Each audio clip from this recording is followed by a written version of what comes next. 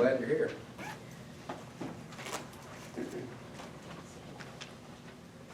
I wonder what was going through the mind of the first guy to try a parachute. There had to be one.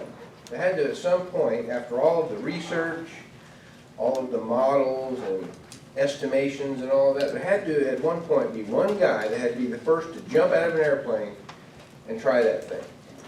I mean, you talk about a leap of faith. There would have had to have been a lot of very convincing evidence for me to be able to take that kind of a jump. But it wasn't always this way. Because I have a distinct memory of a day that my cousin and I tried to jump off the garage roof with big trash bags, thinking we could use those as parachutes. I think we'd watched too many Roadrunner cartoons or something. Boys, listen to me very carefully. Don't try this. It doesn't work. Okay? So that's my parental disclaimer. It doesn't work. I don't know why we thought it was. We were stupid kids, but it seemed like a good idea at the time. Christianity, however, is not a leap of faith. It's not a foolish effort. But instead of being a leap of faith, I would call it a step of reasoned trust. I'm going to be talking more tonight and then the next two lessons next week about faith in Hebrews 11 particularly.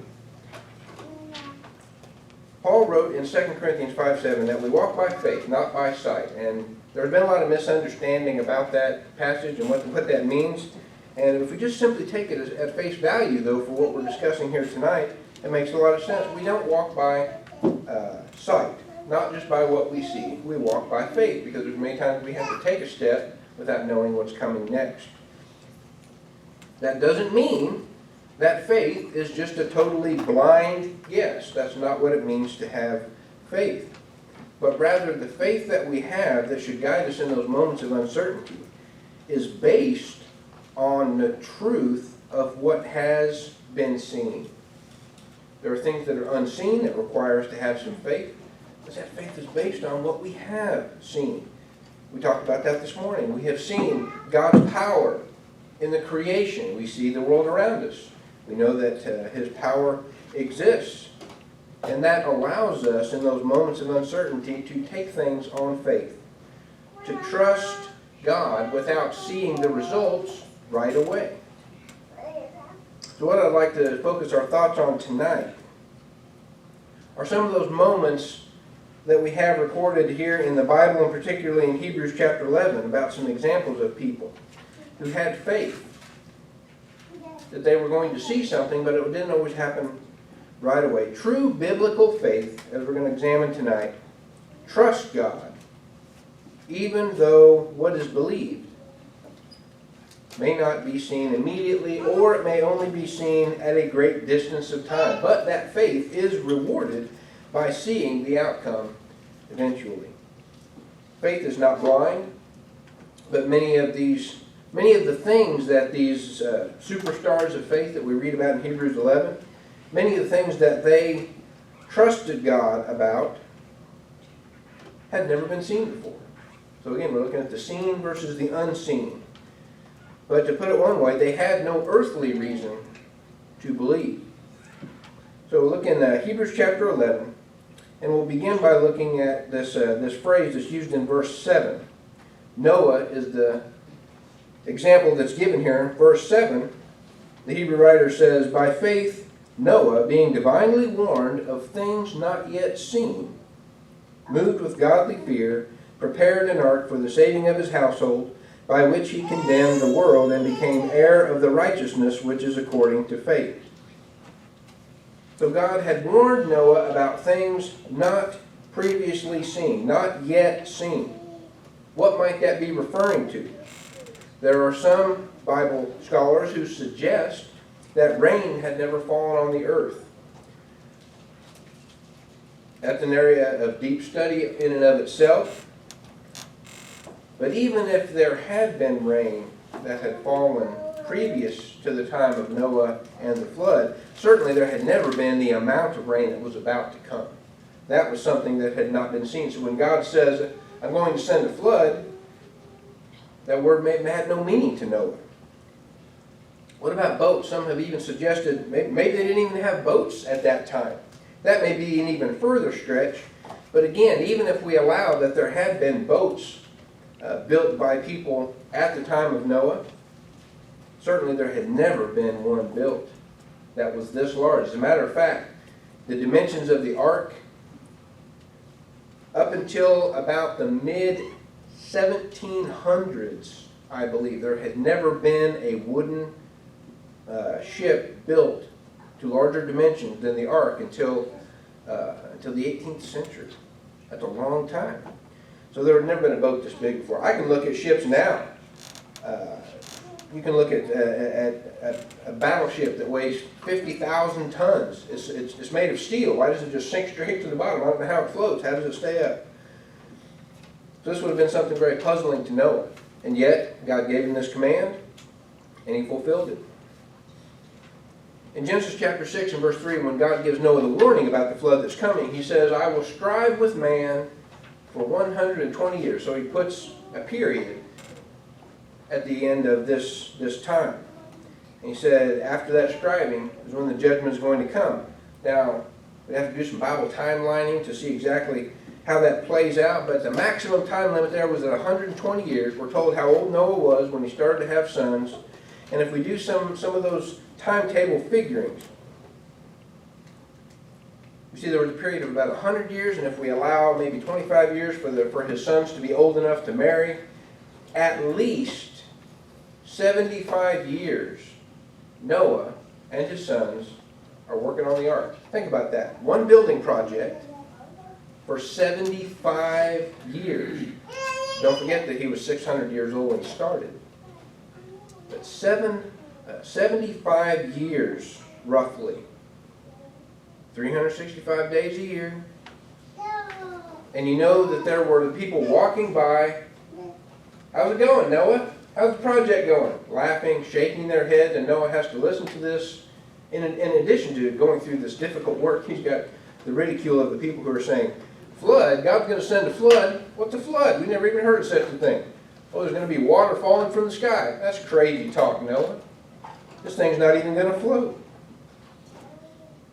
So do you think there were days that Noah was discouraged? I'm sure there had to be. But he kept at it. He believed. He believed God was going to do this. And he believed that God was going to save him and his family when he finished building the ark. Why did he believe? Well, we get into the area of making suppositions. But Noah's father was a man named Lamech. The Bible tells us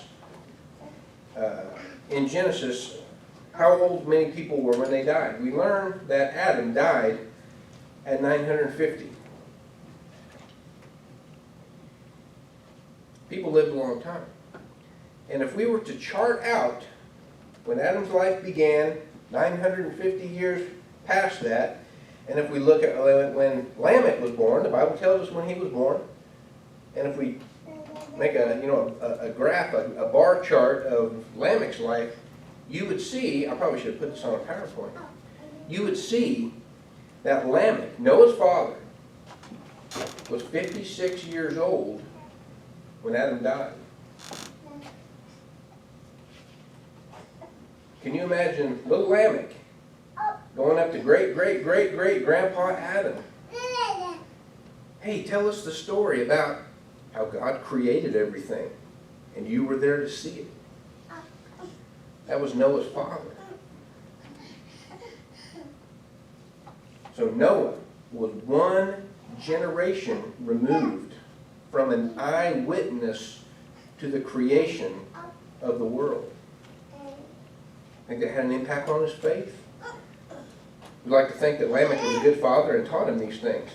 Let me tell you what great-great-grandpa Adam told me about how he watched God create the universe. That may have had something to do with Noah's faith. Regardless of how it came about, Noah believed when God spoke to him. He had seen proof that was convincing to him. What about someone like Abraham? Abraham, the one that's mentioned in Hebrews 11. What did Abraham see that had not yet been seen? Well, he saw a child born to one that was far too old to be having children. He was 100 years old. Sarah was 90.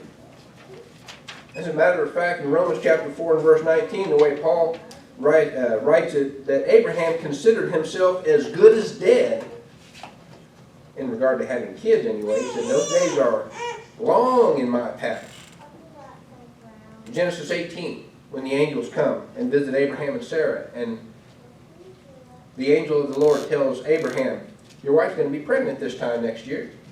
Sarah laughs. Not in mockery, but perhaps in just shock. How is God going to pull this off? Such a thing has never been seen, never been done. And yet they both believed that God was going to do this. Hebrews 11 and verse 11 says, by faith Sarah herself also received strength to conceive seed, and she bore a child when she was past the age, because she had judged him faithful who had promised. 90 years old, I'm going to have a baby. How? I have no idea. But God made this promise, and I trust in Him. And it happened.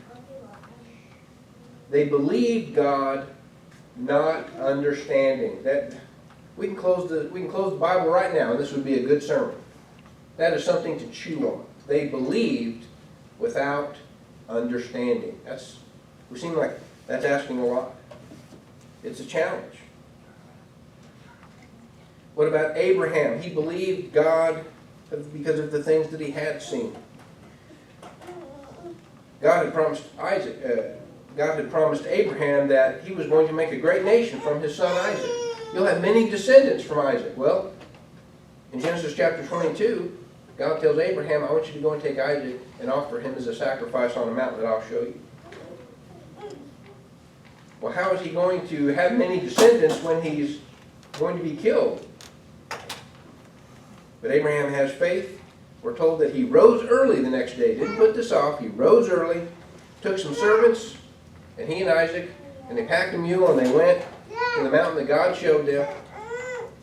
And then they got to where the mountain was, and he told the servants, stay here. They're going to take the wood for the sacrifice. He says, the boy and I are going to go worship. And then he tells them, and we will return.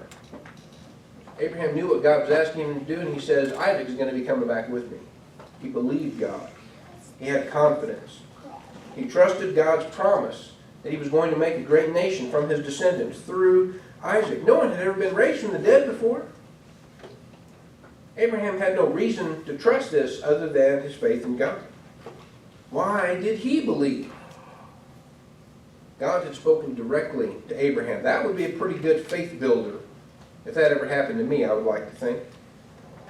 In Genesis chapter 12 and verse 3, God had told Abraham, I will bless those who bless you, and I will curse those who curse you. He had promised them protection. Abraham had experienced this protection and this prosperity. God had fulfilled that promise. He made good on it. In Genesis chapter 15 and verse 1, he reassured Abraham. He says, I am your shield. Do not fear. I am your shield. Abraham had known safety. He knew victory in battle whenever he went out. God had kept all those promises, so why would he not keep this one too? So Abraham trusted him. He believed him. God and two angels that had accompanied him appeared to Abraham in Genesis 18 in his tent. He didn't realize who they were. This was when God was preparing to destroy Sodom and Gomorrah. Abraham saw the smoke rise from the ruins of Sodom and Gomorrah. He had seen God destroy a city with fire from heaven. Great destruction that had not been seen before. I mentioned about how old Noah was, or rather Noah's father, Lamech, when Adam died. So he would have had access to one generation removed from an eyewitness to creation. Abraham, if we were to line up those lifelines on a timeline again, you'd see the overlap that Abraham was 58 years old when Noah died. Little Abraham says, Great-grandpa Noah, tell us about the flood. Tell us about when God sent rain and covered the earth for a year. That would have been a little bit of a faith builder, I would think. perhaps part of the reason why Abraham trusted God, even though he was asking him to believe things that had never been seen before. What about Moses? Moses saw a burning bush, but he didn't actually see God. He just heard his voice. But what God told him was something amazing. He said, I am the God of Abraham and Isaac and Jacob. The God of Abraham, the God that Abraham had trusted, like we just talked about. This was the God that was asking Moses to lead his people out of bondage. Moses didn't know how God was going to free Israel from Egypt, the most powerful nation in the world at that time, but he went. He believed God. He trusted in him. And he saw 10 plagues upon Egypt that had never been seen before. And he saw how God could manage and control those plagues. Pestilence of disease, hailstorms,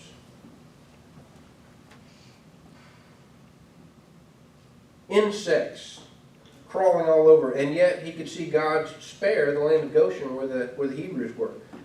No one had ever seen a storm act like that before. No one had ever seen animals or disease act like that before. Moses knew that God was going to save them. But when he told them to put the blood of a lamb on the doorposts, no one had ever seen anything like that before. Sounds crazy. Sounds ridiculous. How is that going to help? How is that going to save people? And yet that's how it happened. Moses trusted God to split the Red Sea in half when he was leading millions of people across the desert.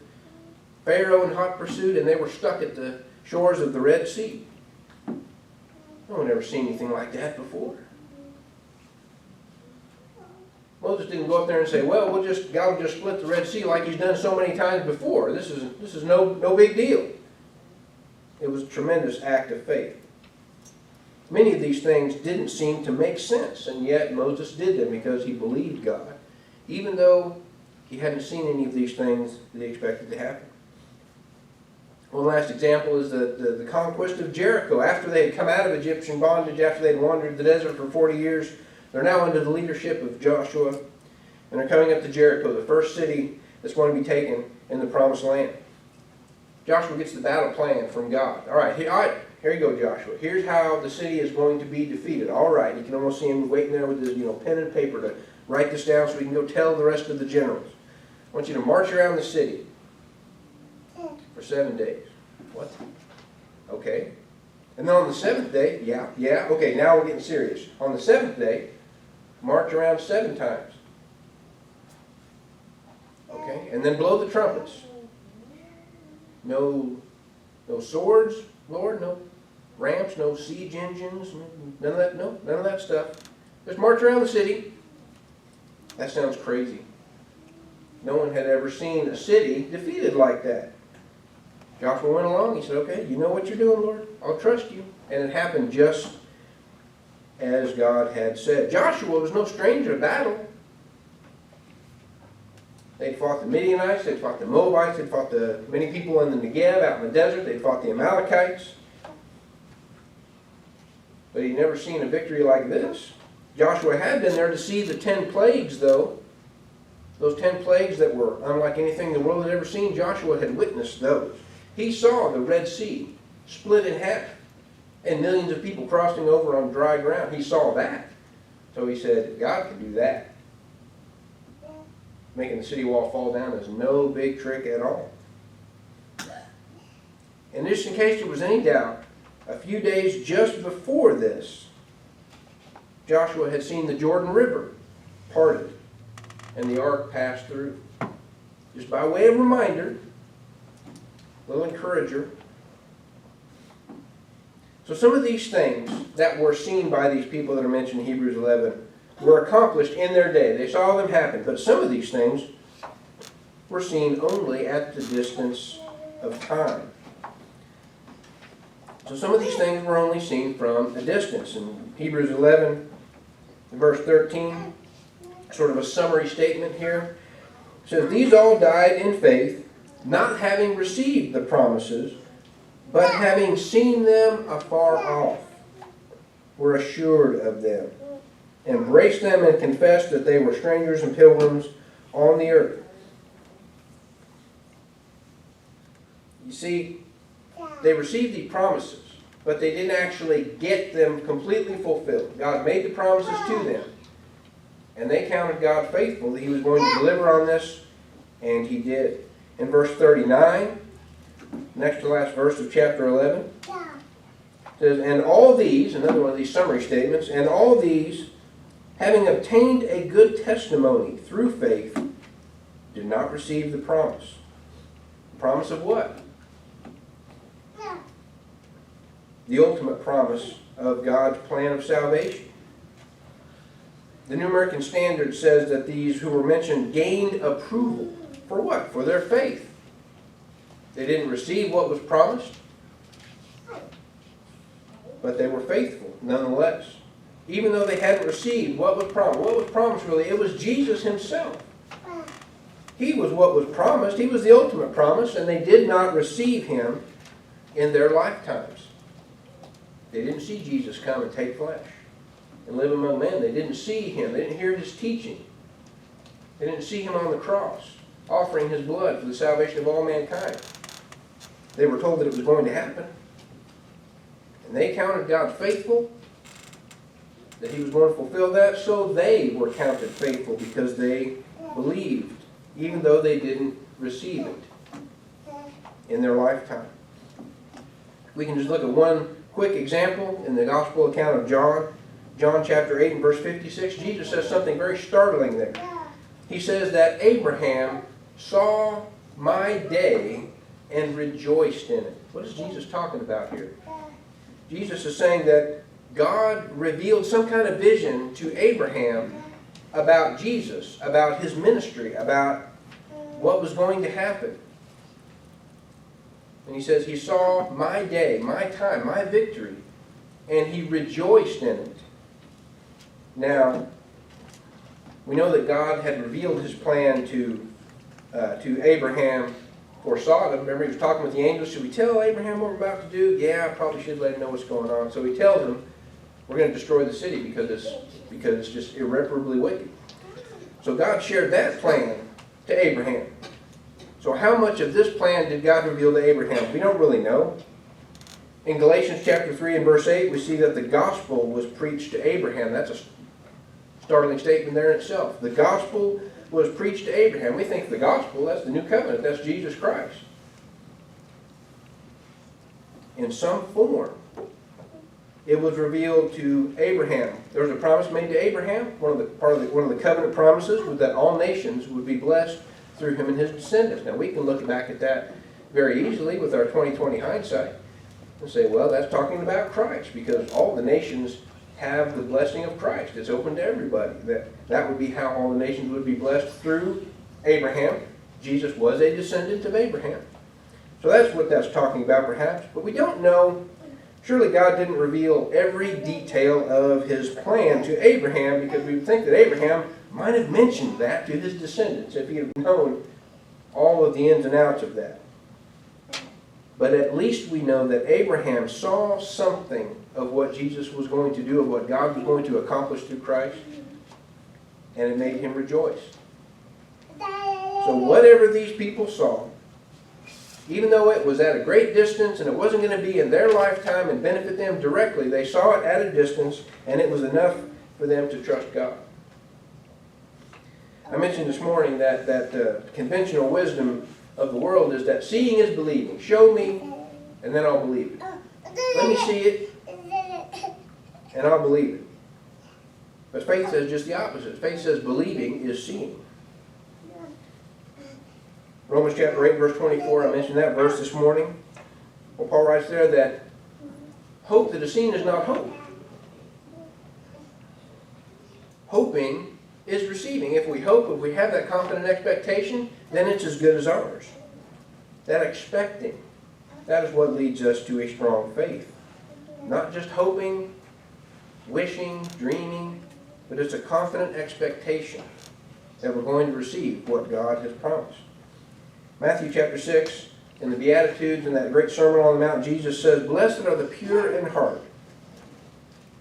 Who are those? Well, those are the faithful. Those who are pure in heart, they are blessed because they shall see God. They don't see now, but they will see. John chapter 20 and verse 29, when Jesus is mildly rebuking Thomas, good old doubting Thomas, who said, well, I wasn't here when Jesus appeared after the resurrection, and I don't believe that he's resurrected, and I won't believe until I see him for myself and poke my hands into the wounds of his body. Then I'll believe it. Jesus appears, Thomas falls down and essentially says, never mind. And Jesus, he says, Jesus, my God, my Lord and my God. He believes.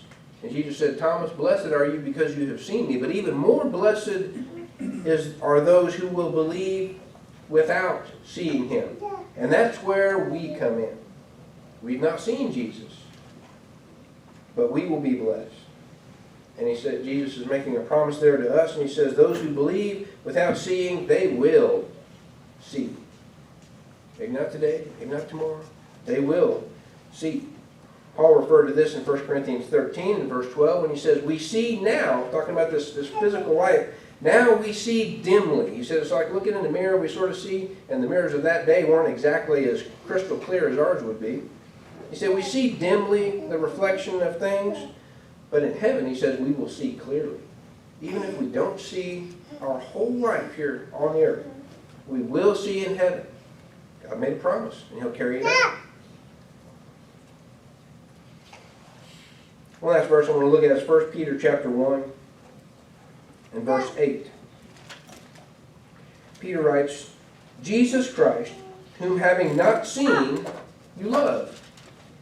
Though now you do not see him, yet believing, you rejoice with joy inexpressible and full of glory. So he's praising the Christians there. He said, you haven't seen Jesus because he's ascended back into heaven. He's with the Father. You haven't seen Jesus, but you believe in him, and that gives you joy. You rejoice in that belief.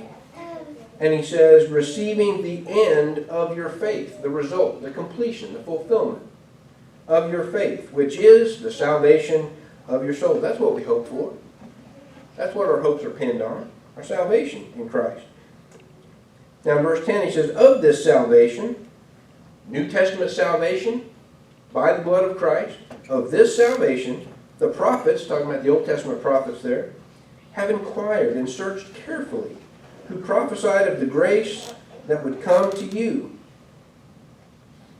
And down in verse 12 he says, even angels have desired to look into these things.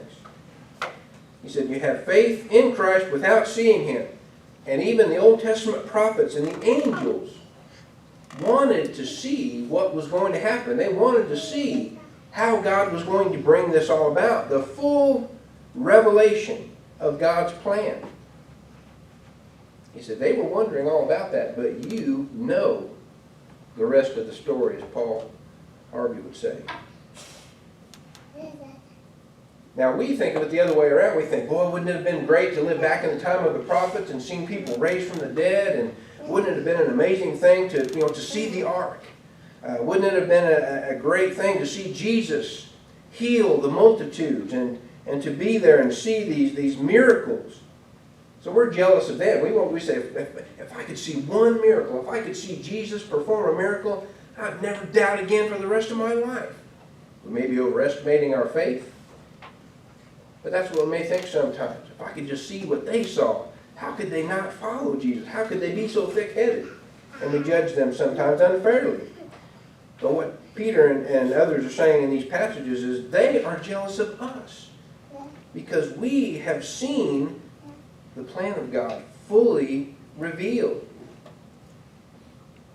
Can you imagine God telling Eve in the 15th verse of Genesis 3, right after the fall, one of your descendants, one of your seed is going to come and is going to repair all the damage that sin has caused today. He's going to crush the head of the serpent that caused you to sin. And what did Eve know about that plan? Probably not very much. But if Eve could have seen the end of this and go, that's how it's going to come about, that would have been an amazing thing. And yet, these that are mentioned here in Hebrews 11, they were blessed. Even though they didn't see, they didn't receive the things that were promised, they were blessed because all these things did happen just as God said they did. So the lesson for us is that we can have the same confidence because we have seen even more. If they could do it with the little dribbles of information they had, just the glimpses and flashes, we've seen the big picture. So we ought to have even more faith than they did. Those people that we talked about above only saw a few miracles or maybe even just heard about them secondhand. John wrote at the end of his gospel that there were not enough books in the whole world to contain all of the writings of the record of what Jesus did. But in what is recorded, we have hundreds of miracles and fulfilled prophecies that were collected and are verified right in our hands anytime we want to look at them. What an amazing and convincing record this is. Others believed God's promises based upon earlier evidence that they had seen. Again, the faith of a child of God is not a blind leap in the dark. It's based on evidence. It always has been, always will be. These people trusted God to make things happen that no one had ever seen before. They had no earthly reason to trust Him on this, but they had a heavenly reason.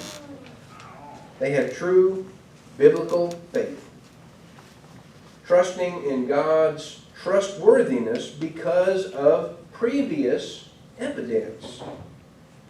So if we trust in the promises of God, even if the world thinks we're crazy for doing so, we will see the results.